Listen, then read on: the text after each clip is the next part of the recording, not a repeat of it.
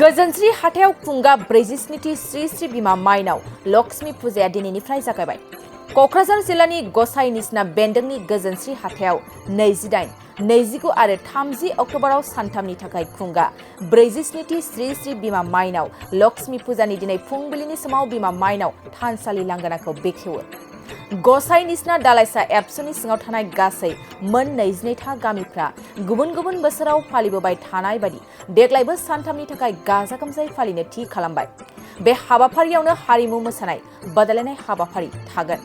बे हाबाफारियाव मानव सेवा संघ एनजिअनि आफादगिरि बिरखां बर'आ गाहाय आलासि महरै नुजाथिफैना बिमा माइनाव लक्ष्मी फुजानि थानसालि हाबग्रा लांगोनाखौ बेखेवना होयो। आरो बेखेवनाय हाबाफारिजों लोगोसे मानव सेवा संघ एनजिअआ सिगाङाव निखावरि नखर आरो सुबुंफोरनो नांगौ समाव हेफाजाब होबोनाय बादि दुखुथिया नखरफोरनो गोजांनायनिफ्राय रैखा मोननो हायो। बेनिखायनो गसाइ निजना ओनसोलनि सा 150 निखावरि सुबुंफोरनो कम्बल राननानैबो होयो। बे हाबाफारियाव गसाइ निजना ओनसोलनि साननो हनो गोरों गागिफोर आरो रायजो राजाफ्रा बाहागो लायो। जोबोद रंजानाय मोनदों बिमाखौ दिनै बेखेवनायजों लोगोसे फुजिनो मोननानै। खारन बिमा लक्ष्मीयानो दिनै सुख शान्ति आरो धोननि बिगोमा, बेखौ फुजिनो मोननाया खोब बरादनि खोथा।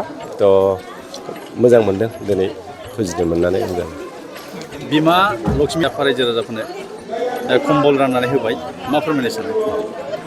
बेखौ ओरैनो फुजाजों लोगोसे बे जायगानि खोब निडि मानसिफोर जाय खोब दरखारि कम्बल मोनसे बायनानै जोमनो बेसेबांबा नारा नाथा जानांनाय सुबुंफोरखौ जों बे एरियायावहाय नागिरनानै मोनदोंमोन।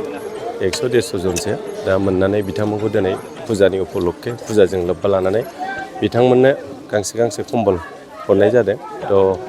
बिमाखौ फुजिनायनि गेजेरजोंनो बेबो बिमानिनो मोनसे फुजिनाय नेरसोन हिसाबै बे जिनिसखौ जों दिनै मानब सेबा संघनिफ्राय मावनाय जादों। थांनाय फोरमायनो सानो बिनि बिथिङाव जुदि गोबां रायजो राजाफ्रा नोंथांखौ मोजां मोनो, माब्लाबा दुखुनि समाव मदद खालामो, लामा गैयिखौ लामा बानायना होयो, सोरनिबा हेफाजाब खालामो, एसे बेक्ति हिसाबै मा फोरमायनो सानगोन?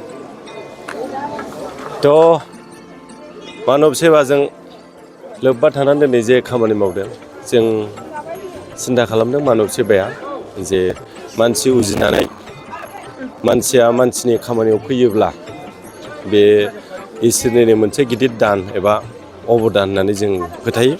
ओंखायनो जों दिनै सानदों जोंनि दारै जुदि एसे सुबुंफ्रा जुदि उपकार जायोब्ला जों गावखौनो बराद गोनां सानगोन। आरो बे बिथिंखौ लानानै दिनै जोङो एसेबाबो मानसि सेवा खालामनो आवगायबोदों आरो आवगायगासिनो दङ। जायफोर सरकाराव आरो माबायदि जाजानो लुबैदों जोंनि ससाइटिखौ दैदेनलांनायनि बिथिङाव? बेनि सायाव आंहा बुंनांगौ जेबो गैया, खिन्थु आं लुबैयो जे जायफोर सुबुंफ्रा दिनैनिफ्राय more than 40-50 years आन्दलन खालामबोखांनायनि उनावहाय दिनै जों फिसाबाबो मोनसे गभमेन्ट मोनदोंमोन, गाव सालायनो हानाय गभमेन्ट। आं बेखौनो खावलायनो लुबैयो बिथांमोनखौ, जाहाथे जोंनि बे आन्दलनजों जाय बिथांमोनहा भुगिनानै थाबोनांनाय, आन्दलनजों जुरित' थानानै जाय बिथांमोनहा दिनै देहा नोरजिया जानानै दं, सोरबा किडनि, सोरबा लिभार फेइलार जानानै दं, सोरबा आथिं आखाइ बुनानै दङ, गोबां सुबुंफ्रानो दिनै आन्दलनजों जाय बिथांमोना डाइरेक्ट जुरितमोन, बे बिथांमोना दिनै गोबां भुगिनानै दङ। दिनैनिफ्राय कयेकदिन सिगां जोङो माखासे बे बिथांमोनखौ नायदोंमोन, नुबोनानै खोब दुखु मोनदों।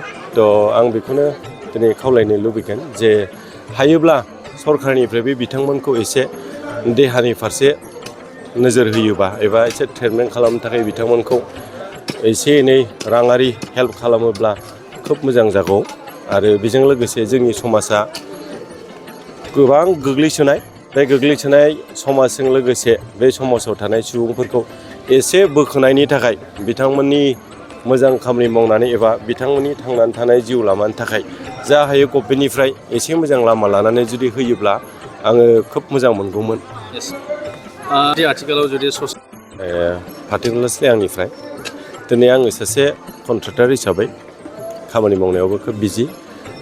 जेसेबां टाइम मोनो आं मानब सेवायाव सम होयो। सम होनायनि गेजेरजों जोङो मानब सेवानि टिमाबो बुरजा जाबाय, गिदिर जाबाय। डिसकास खालामनानै जोङो जायगा जायगा बिदि हाबनानै जा हायो जों जोंनिफ्रायनो हानायखिनिखौ समाजजों एबा पाब्लिकजों जोङो टाचाव थानानै दिनै बेबायदि फिसा फिसौ खामानि मावगासिनो दङ आरो मावनायनि उद्देश्य लानानै मावदों। उद्देश्यआ बेनो जे सानसे सुबुङाव मानसि उजिनायनि उनावहाय जों मोनसे स्टेजाव थाबाय थाया, सानसे जोंबो बैसो जागोन, बोरायहैगोन।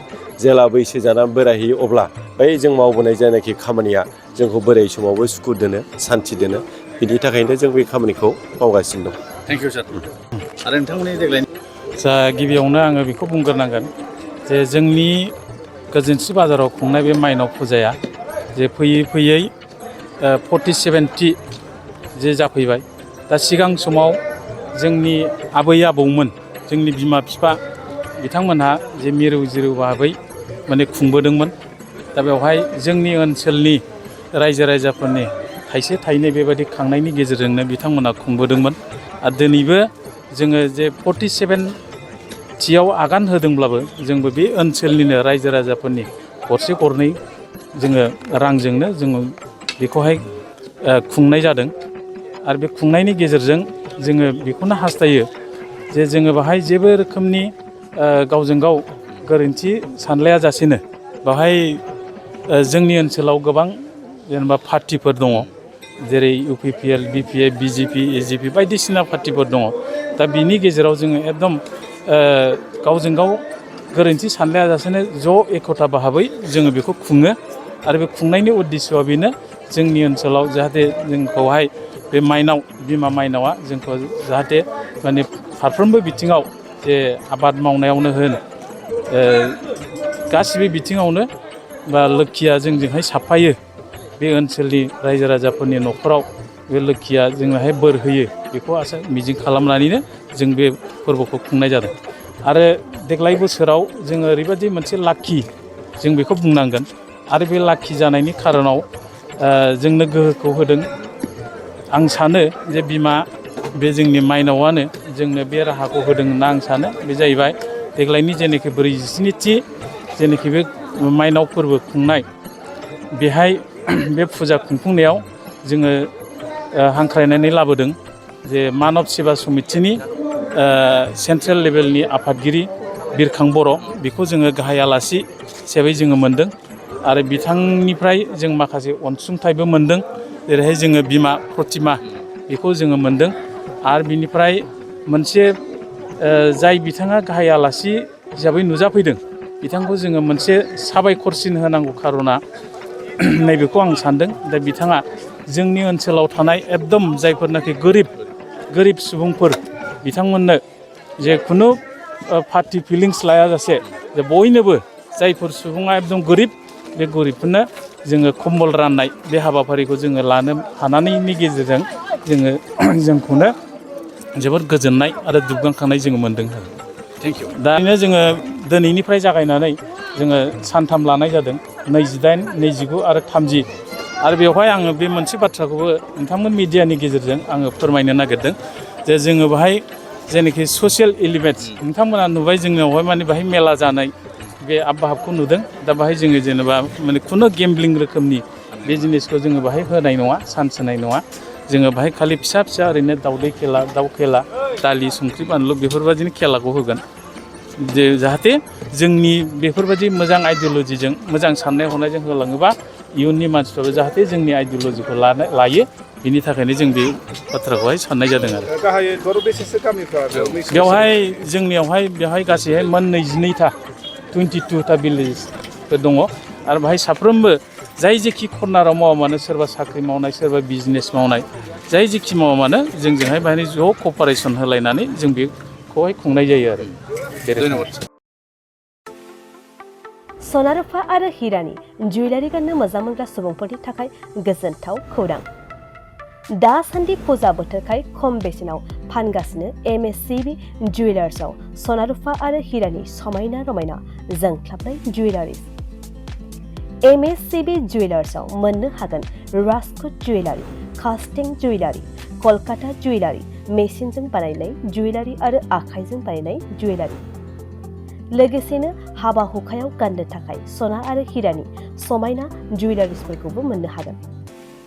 MSCB जुवेलार्सआनो दं क'क्राझार सहरजों नांजाबनाय क'क्राझार रेल गेटनि साखाथि वार्ड नं 5 बिबेकानन्द पथआव। MSCB जुवेलार्सजों थोंजोङै जगाजग खालामनोबो हागोन 9954273079 जानबुं अनजिमायाव।